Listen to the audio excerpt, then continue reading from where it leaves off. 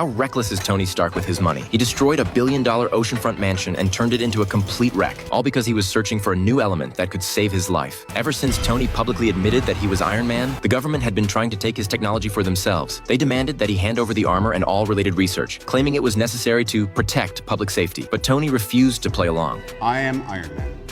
The suit and I are one. But behind all the fame and glory, Tony's life was already hanging by a thread. The palladium inside the reactor in his chest was slowly poisoning his body. Every time he put on the armor, the poisoning became worse. If he couldn't find a new element to replace palladium, the very reactor keeping him alive would eventually become the thing that killed him. Realizing he didn't have much time left, Tony decided to hand control of Stark Industries over to Pepper. Instead of continuing to worry about his condition, Tony chose to enjoy the time he had left. He took Pepper to a racetrack to watch a competition, but secretly changed into a racing suit, planning to get behind the wheel himself. Just as the race was underway, Ivan suddenly appeared on the track. He opened his coat, revealing the glowing reactor on his chest. 2 high-voltage electric whips shot out instantly, slicing a race car in half with a single strike.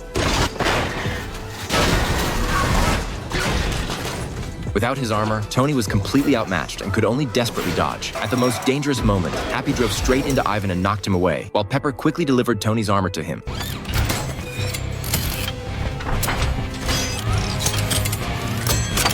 As the suit finished assembling, Tony kicked a race car aside and fired his repulsors repeatedly. But Ivan blocked every attack with his electric whips and even used them to wrap around the armor, trapping Tony completely. Although the suit was badly damaged, Tony refused to back down. He pushed through the high-voltage electricity, charged toward Ivan, and took him down with a powerful shoulder throw. He then ripped the reactor from Ivan's chest. That was when Tony discovered something unbelievable. Someone had actually managed to replicate Iron Man's core technology. But by then, the toxins in Tony's body had already reached 89%, leaving him with almost no chance of survival. Tony decided to throw the biggest party of his life, possibly his last one. He danced on stage while wearing the Iron Man suit, demonstrated how he could use the bathroom while still inside the armor, Just like that.